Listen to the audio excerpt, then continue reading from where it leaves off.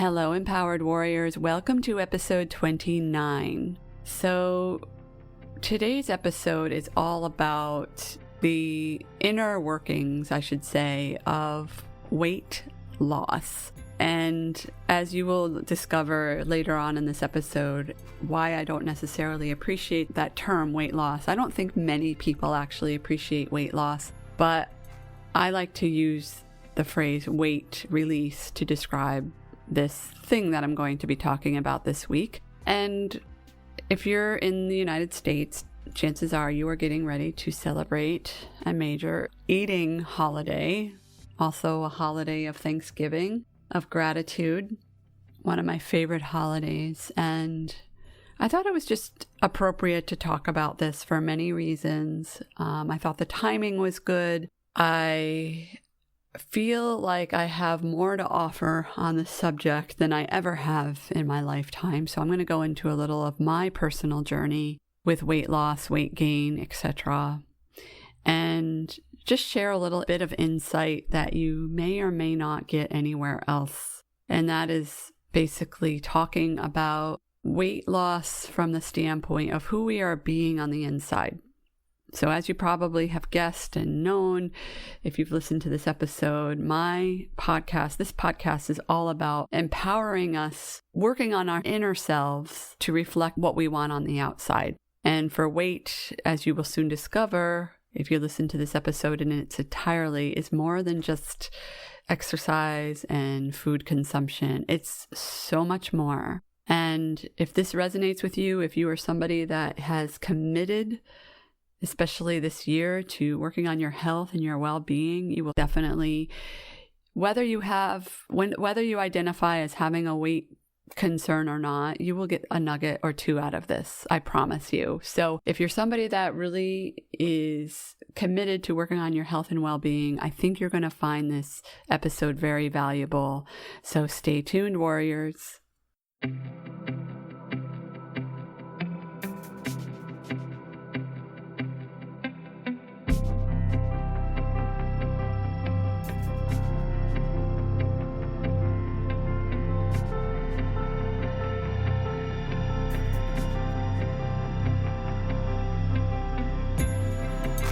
Welcome to the Empowered Warrior Podcast. My name is Angela Noel, and I am an intuitive coach, acupuncturist, and Chinese herbalist. This podcast is all about empowerment, meaning how you can maintain your personal power in order to have the best life beyond your imagination. An empowered warrior is someone who has the identity of a person who is healthy, radiant, and free from all suffering, and has the tools ready and available to move through life's obstacles with confidence, ease, and a sense of freedom. In this podcast, I bring over 16 years experience in Chinese medicine, countless years of self-development, and a passion for helping others find their personal power. I will be discussing just a few of my favorite topics regarding health from a Chinese medicine perspective, brain habits, and spirituality, so that you can quickly pave your pathway to freedom and be free from the chains that have kept you stuck.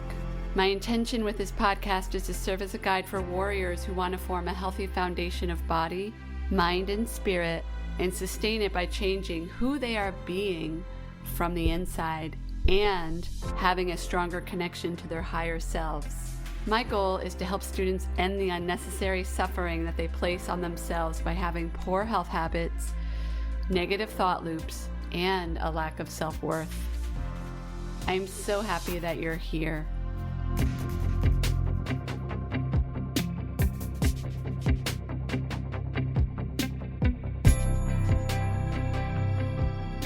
Hello, Empowered Warriors. How are you doing? If you are listening to this around the time it was released and you live in the United States, first of all, I want to wish you a very happy Thanksgiving. And anywhere else in the world, I know that it is a time of preparation for getting ready for winter, for the winter solstice, for the holiday of your choice, and so much more, right? A lot of weather changes going on right now with the seasons and the changes with the light, no matter where you are. And I just heard this morning, I was listening to an astrologer on YouTube. Her name is Heather Ensworth. She was talking about a major solar eclipse coming up on December 14th. So there's just a lot going on right now. So wherever you're at in the world, I know there's listeners from all parts of the world. I wish you all the light and happiness as we go through this period of transition, which is the winter solstice. And with that in mind, being that it is a holiday week here in the States, the world, I feel like, there's some kind of holiday, some kind of preparation that many people right now are getting ready for.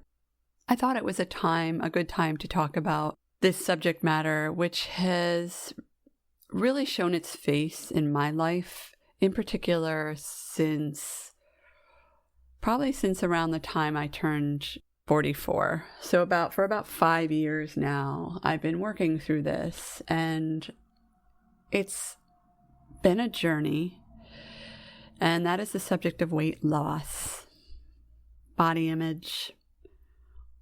And what I'm going to do, I'm going to talk about it from a couple of different perspectives. First of all, I'm going to just give you a little bit of an inside look at what my life has been like, how I've experienced weight loss and weight gain and body image, and then to offer you a different perspective on the topic. Because as you probably have already realized, it can be kind of an icky place. I don't really want to go here. I don't want to ramble on too much about this, but I do not like the term weight loss because I feel like it invokes a very negative connotation for many people. We associate it with, when you look at like body size and body image and everything, there's so much to unpack with this issue, but in particular, the associations that many of us make with our worth when it comes to our weight. And as you probably know, I talk about health as a foundation to having the most successful business that we can imagine. If we don't have our health, as you probably have already realized, if you don't have good health, you're not going to be in business for much longer. Okay, so I'm just going to kind of go back to how it began for me and what my journey with my weight has been like. So first of all, I have always identified as being tall and slim, never really having too many concerns or issues around my weight ever in my life until I reached the age of about 43, 44, which I will discuss in a little bit. But for me, I never, it's not that I didn't gain weight. There were times in my life where if I didn't exercise, if I didn't take care of my body, I definitely noticed the pounds coming on. College was definitely one of those times, and some other times in my life where I was fairly sedentary and not being mindful of what I ate. And as a consequence, I put on some pounds. And when I reached my late 20s, I lived in Colorado from when I was about age 26 to 29.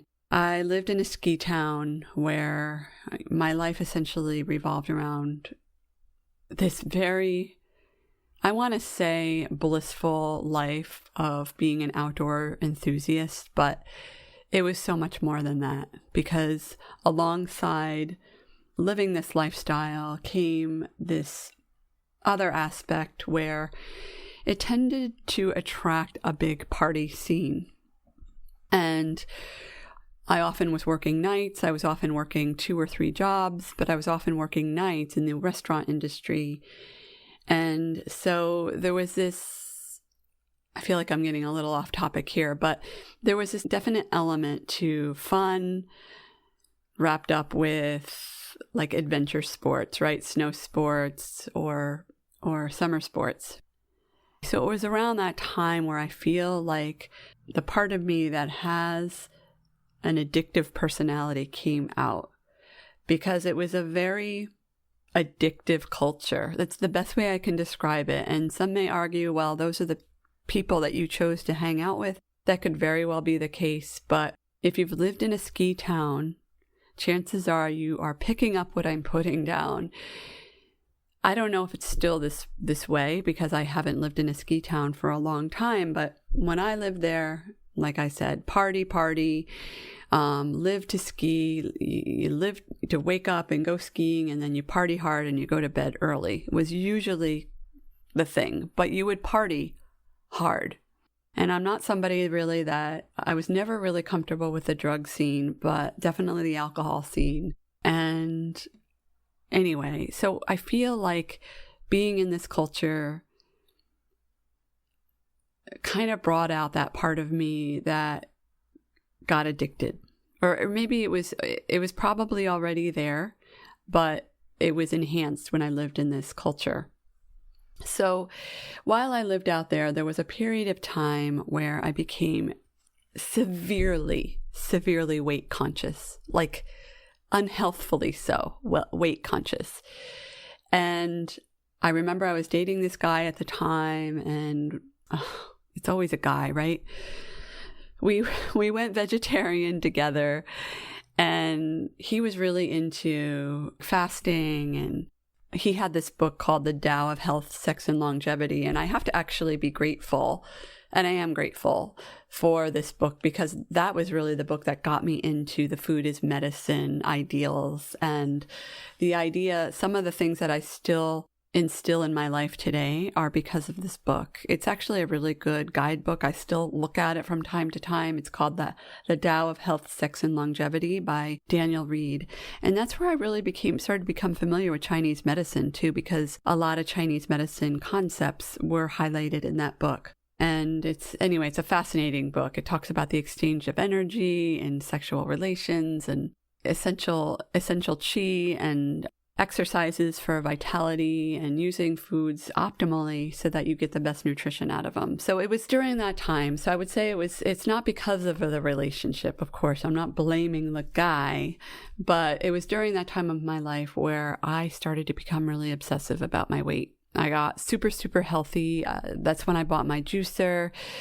I really only started drinking coffee when I was 26 years old, maybe 27 years old. I started late. Was never really into coffee until then, but I worked, one of my many jobs, I worked in a market where I got free coffee. So I drank coffee at work because my shifts were so early. And I was like, oh my God, I've been missing out all this time on drinking coffee. This is amazing. Like, I thought it was just a wonder drug. So as you can probably imagine, especially if you are a skier or a snowboarder, you understand that energy that's associated with ski culture, with snow sport culture. It's very exciting. And even when I talk about it, I'm getting like these chills in my body. It's like this experience of titillation. Like I don't know if I use that word right, but that's the word that comes to mind when I think of ski culture. And along with that came just some shadows, right? Because you can't be high all the time on life. And in ski culture, in my experience, everybody always talked about the highs and no one really ever talked about the lows. So for me personally, this is my journey. This is nobody else's journey. The way it manifested for me was mental, emotional, depression, anxiety, and body image issues, which if you do not know at this point, you'll discover soon that body image issues are a result of a lot of things, right? Lack of self-worth, lack of self-esteem, self-confidence. There's also a big control issue with body image. And that was one thing that came up for me all the time. So I became obsessed with my weight. And I was probably, I don't know, I just remember I had this boss at one of the places I worked at, this high-end lodge in Meeker, Colorado called Seven Lakes Lodge. I've heard Greg Norman owns it now. But I used to work at this place, and I remember my boss telling me, every time she saw me, she's like, here comes the skinny girl. And I was like, oh my God, I've never been called the skinny girl ever. I've always been, lean. I've had muscle on my body, but never a skinny girl. And so it went.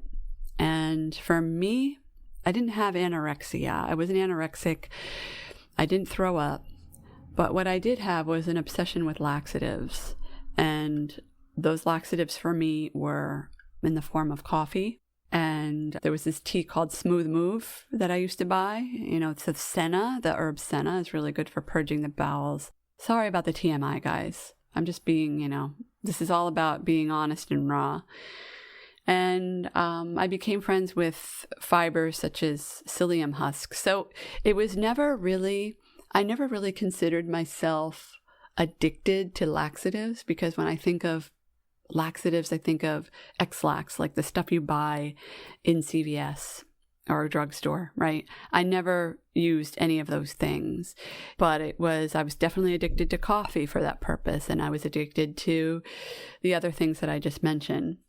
I mentioned the control earlier. And for me, the control it was really all about control, because if I wasn't moving the way I wanted to be moving, it felt like I had lost control. It literally felt like I had lost control of my life. And then later on in my experience in working in Colorado, Steamboat Springs, Colorado, I had a job at a coffee shop, which was probably, even though I loved the job at the time, it was probably one of my favorite jobs. It was probably not the best job for me because it just fed into that addiction more. So, I'd show up for my early morning shift, I'd make my lattes, and I worked alone. And it was a kiosk environment. So I had to lock up. If I needed to take a break, I'd lock up and I'd pedal home on my bicycle to use the bathroom. So anyway, I think you get the picture.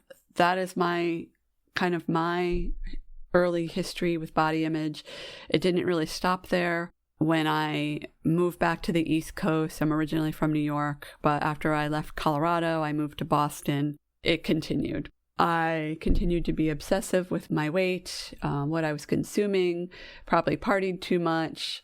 Then I started to develop really severe acne. This was in my early 30s. I developed acne, and when I look back, I think, oh my God, this was not about a medical condition.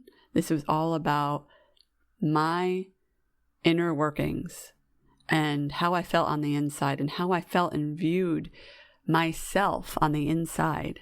And it was showing up outwardly. It was showing up on my skin. It was showing up how I treated my body. And I just remember there being a lot of just inner battles with myself. So fast forward, I went to Chinese medicine. I went to get my master's degree in Chinese medicine when I was 32. And I feel like during that time, I really was able to come to terms with my health. I learned so much about the body and what's good for the body. And I brought meat back into my diet because I learned that I was severely blood deficient. And in Chinese medicine, what that means is that, we need blood to nourish everything, our organs and our tissues and our hair and our skin. And when we don't have enough of that, when blood is not doing its job, we get symptoms such as, scanty periods or pale skin or skin issues, hair falling out, and it goes on and on and on. So if you suspect you're blood deficient, I highly encourage you to see an acupuncturist, an herbalist to help you get that situated and figured out. When I was in my 40s, so, during my 30s, I developed a pretty healthy relationship with myself. I think I was trending in the right direction. I was eating well. I became gluten-free. I went paleo. In general, I've pretty much always identified as having a pretty healthy diet. Never really a junk food person. And by the time I turned 43 or so, I noticed my weight starting to creep up. And I was like, okay, well, maybe my body's just changing because women's bodies change every 7 years. And I learned to accept that because I was at the point in my life where I was not living my life by a scale. But what I realized is that the weight every year seemed to go up incrementally, not just 5 pounds, but 10 pounds. And I went to the doctor. So fast forward now. I'm trying to make this short, guys. Fast forward to a couple of months ago, I went into the doctor's office, did my weight check-in, and realized that I was 30 pounds overweight. And even though I knew that I was a little bit overweight, I didn't realize it kind of hit me in the head with a 2x4. I was like, okay, I knew that this was happening, but not to this degree. And I want to tell you guys and tell you warriors, because this is where we're at now in the podcast, that learning that I had this extra 30 pounds that I really could stand to lose.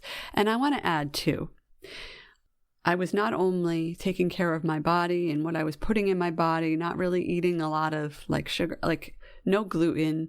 My husband and I eat really clean. I was also exercising at Orange Theory 2 to 3 times a week.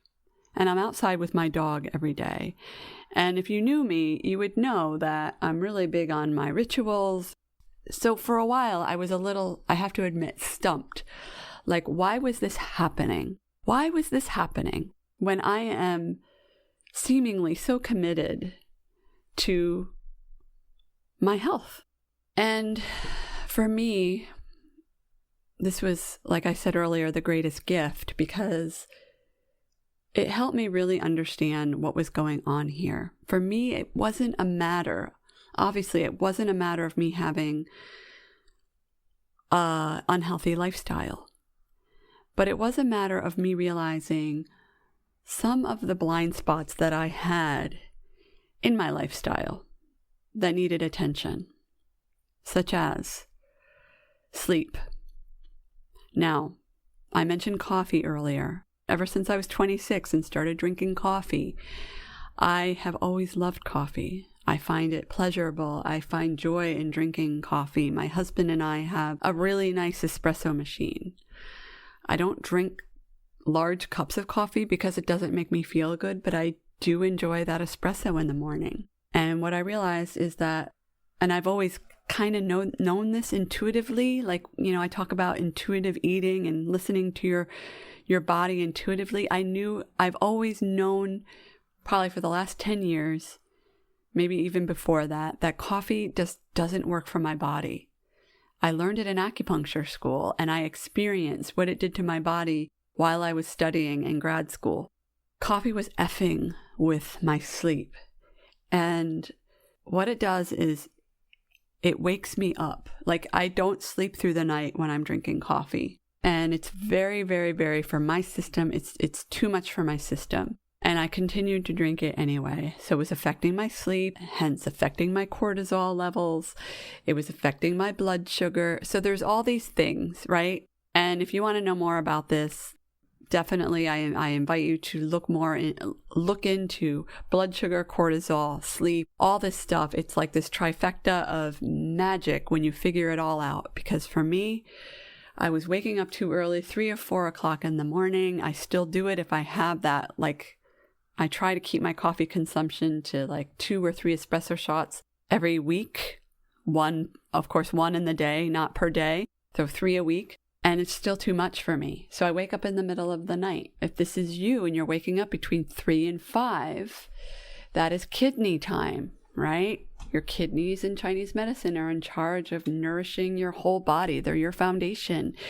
They house your adrenals, right? My adrenals were clearly not happy when I was drinking coffee. So I lay awake in the morning, and that does not help weight. Another thing that I don't like to give a lot of weight to, but it's not something that I ignore, is age, right? And go into the doctor's office and they're always like, well, you know, you are the age when this starts to happen.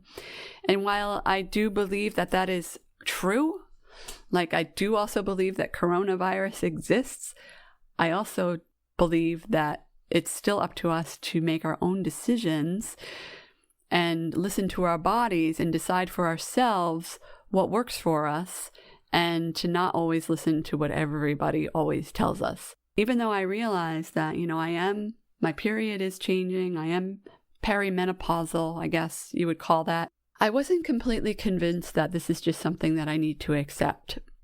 So I really started to investigate. I started to go within and ask my higher self, what is going on with my body? What is it that I need to know? What is it that I need to understand about my weight what is it trying to teach me? Instead of beating myself up, getting upset about the scale, feeling helpless, feeling like I'm the victim. And trust me, I've been there. I'm not shaming anybody for feeling this way because I've been there. Okay, I have been the queen of beating myself up. By the way, human beings are the only animal on earth that hates on themselves the way that they do.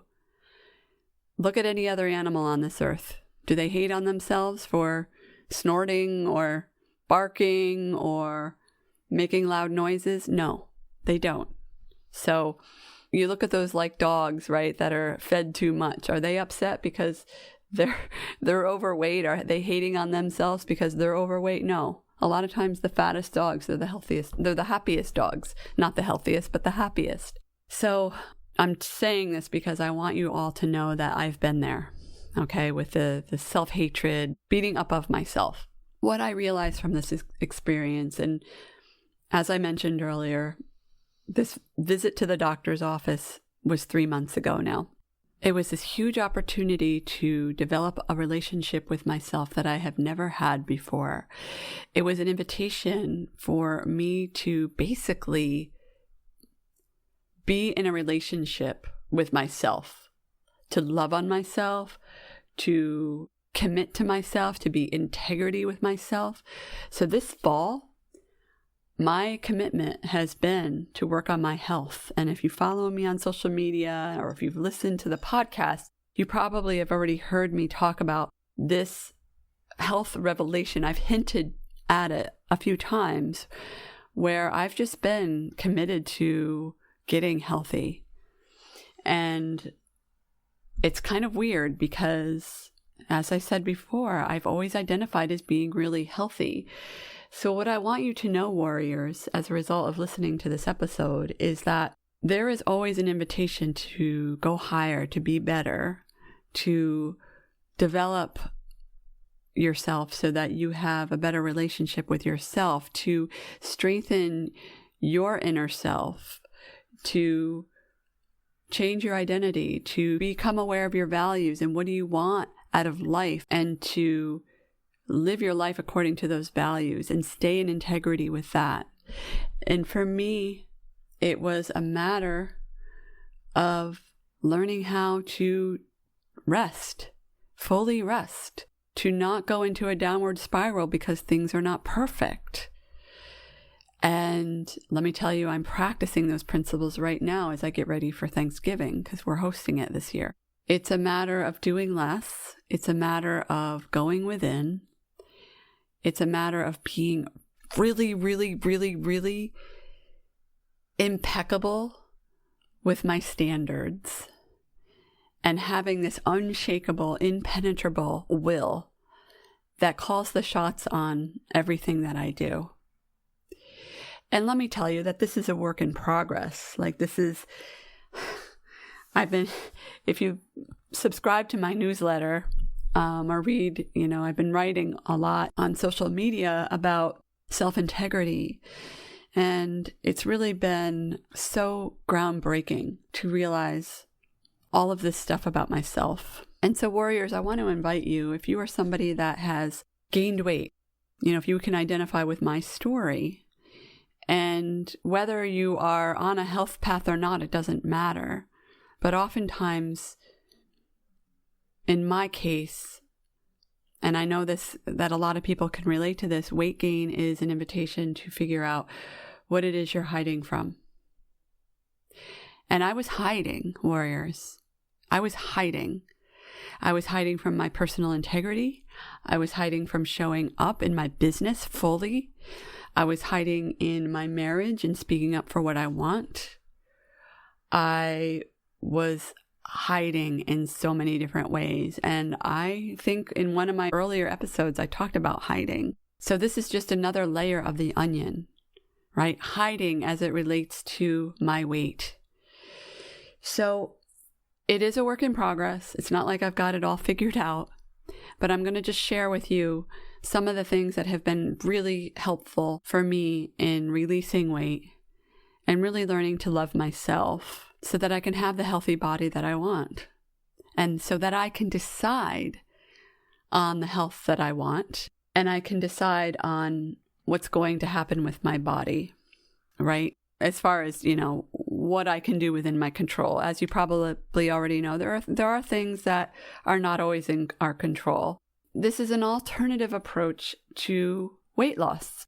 Probably the first thing that I did was I recommitted to going back into intermittent fasting. And I intermittent fasted. My husband and I did it back in March. That's March of 2020, and we did that for 3 months. But we fasted between 8 p.m. and 12 p.m. the next day, and I realized that timing did not work for my body. I was still starving. Like, I would wake up in the morning, and usually in the morning I'm ready to eat. So I had to shift that window. So now my intermittent fasting is between 5 p.m. and 9 a.m. the next day. And I eat between 9 and 5 p.m. every day. And if I'm working out, oftentimes I eat a lot more than I would if I'm not working out. So I'm doing that. Another thing I did is I switched my Orange Theory membership from an unlimited membership to twice a week, because I knew intuitively that Orange Theory, even though it's a great workout, for me personally, 3 times a week was too much. I knew that. I knew that in the way I felt. I knew in the energy, because after working out, a good workout doesn't always feel great while you're doing it, because it's challenging, you're pushing yourself, you're getting out of your comfort zone. But after working out, one should not feel exhausted. And I was getting that feeling frequently with Orange Theory. So I scaled back on my workouts there. I actually took about 2 weeks off, and I didn't go at all because I just felt like my body needed a break. My back was hurting. And now I do home workouts twice a week. I had a trainer who helped me come up with home workouts, and I just started doing those. And I work out at home twice a week. So there's that aspect, okay? There's the eating, and then, within the intermittent fasting and the eating, I don't eat gluten. In general, I don't eat a lot of sugar. For the most part, I don't eat sugar at all. But lately, I have been buying a few things that I enjoy, like eggnog and stuff. I've been drinking that. But in general, I don't. And with the limited window, it's a beautiful thing, because really it allows me to make choices. Okay, I'm like, all right, I have this window. What am I going to do to fuel my body so that I feel good, so that I'm not starving after 5 o'clock, right? So it really forces me to make choices, to make food choices that are going to nourish my body when I'm not eating. So what else can I tell you about what I've been doing? I've been doing a lot of subconscious work regarding my health in general, and then specifically when it comes to my weight. So as you probably already know, I do self-hypnosis, and I do self-hypnosis 2 to 3 times a day. And I go in phases, or I should say like chunks of time, where I work on like one specific thing. So I have been working on my health and well-being and my will lately, just in remaining healthy, and then using my will, which is like the strongest force of all, to make sure that I'm staying in integrity with those decisions. And I also work in dream time. And I'm not going to go into great detail about dream time right now, but dream time is probably the most powerful tool that you have. You've probably heard me talk about how I've worked with a shaman before, and shamans, the way they work with people, the way they work with healing is they work in dream time, right? So in shamanism, you are more awake than you are when you're more awake in your dream time than you are when you're in your awake time. So every night before I go to bed, I ask questions about my growth and evolution. So I've been working a lot with my weight and my health during dream time. And what I realized that so much of this, as I mentioned earlier, the hiding, so much of my weight has to do with me being out of integrity with myself when it comes to what I truly want, speaking up, and living a life that is in alignment with myself. And let me tell you, I heard a very, very powerful quote, probably when I was in my late 20s, early 30s, by Christian Northrup, the author, doctor, amazing lady. And she said that if you don't figure out all of your stuff, your baggage, by the time you go into menopause may not be a enjoyable experience for you. And so let me ask you this, warriors, especially if it doesn't matter what age you are, but are you somebody that is holding on to baggage? Are you not working through the things that bother you? Are you working on your inner self? Are you somebody that is so involved in doing all the time that you don't have any time for being? Because we're human beings. We're human beings we're spiritual beings having a human experience. So at what cost to your health and well-being or your business is it that you're choosing to not work on your inner self? And for me, I had to learn the lesson the hard way. And luckily, I'm healthy. I have so much to be grateful for. I'm healthy. But I've had a few nudges along the way. So if you're gaining weight, if you're feeling, if you're going through some kind of health issue that feels minor, right? Like, you're like, well, at least I don't have cancer or I don't have this, right? Let me tell you something about the body, warriors. Your body is very, very wise. And everything that you need to know about yourself and what you need and how you need to be and what you need to do in your life is going to be revealed to you through your intuition and through your body. It starts out as a small whisper and gets louder and louder and louder if you choose not to pay attention to it. So if you hear about people that are, they suddenly get sick and it's a surprise, I'm willing to bet that chances are there's some kind of unresolved issue that person had been going through and they chose not to resolve it. For me, it was not speaking up. And I can't tell you how not speaking up has affected my life. Not that I'm living from regret or living in the past, but I was always the really healthy one between my husband and I. I've always been blessed with incredible physical health, with a strong immune system, while my husband went through his health challenges. I've always been really lucky. But it does show up subtly. And when I look at my life, in the past 48 years, I've had lots and lots of hints to shape up. So say I choose not to worry about my weight. Oh, okay. Or I choose to beat myself up about my weight or my size, right? Oh, at least I don't have cancer like grandma did or whatever. Okay. And I choose to go on and not speak up and not show up and not be authentic. Your body is going to catch up with you. Okay. Your body is going to catch up with you. And that's the best way that I can say it. So if you're a person that is having even a minor challenge, I invite you to really go within and look at it like it's a major challenge. Because this is your body giving you grace. This is your body giving you the information that you need.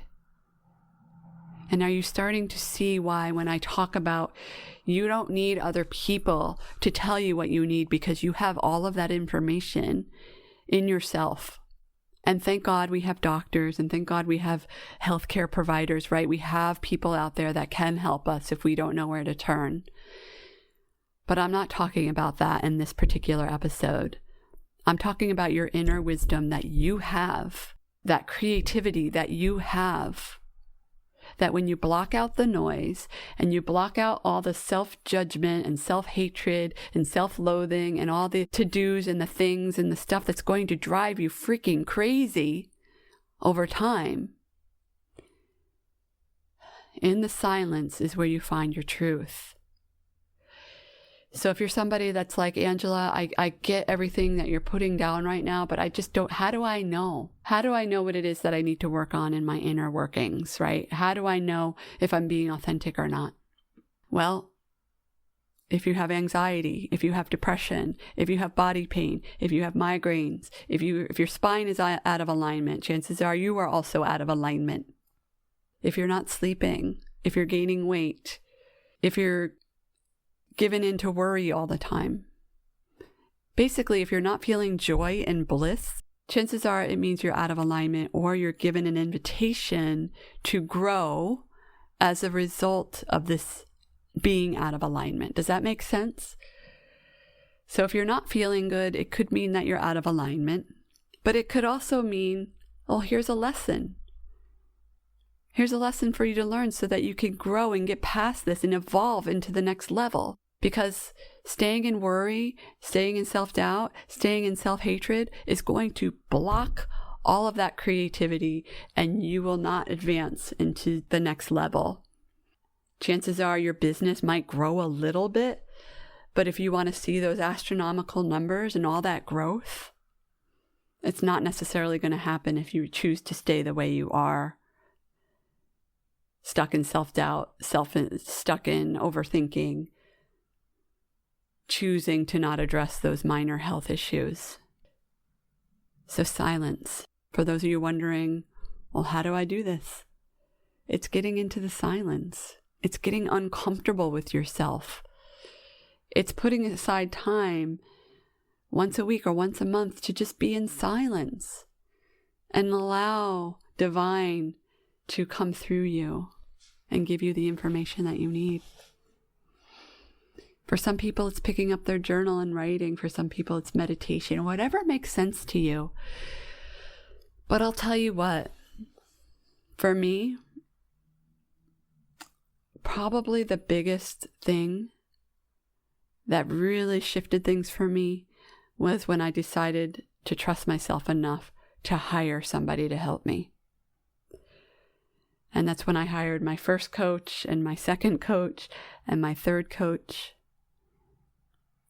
It was having the professionals out there to help me to serve as a guide, because I know sometimes life is freaking hard and you can't always do it yourself. And with that, warriors, I hope that you got some insight, some ahas throughout all my stumblings. I just love podcasting so much, and I know a lot of times I end up just riffing, but I love it, and I hope that you got some value out of this today. And please, if you got any value, please tag me on Instagram with your breakthroughs and your ahas at I am Angela Noel. And with that, warriors, I hope that you're having a very wonderful day and an amazing holiday season. Bye-bye. Thank you so much for listening to the Empowered Warrior podcast. It is an honor and a privilege to have you as a listener. If you've enjoyed listening to this podcast and would like to help others pave their pathway to freedom, end their disempowerment and suffering, and become an empowered warrior, please share this podcast with your friends and family. Also, it is my intention to help humanity grow and evolve to their highest potential. So if you really enjoy what you're hearing, please help me spread the word by leaving a review in iTunes. Thank you again, and I am so grateful to be able to serve you in this very exciting way.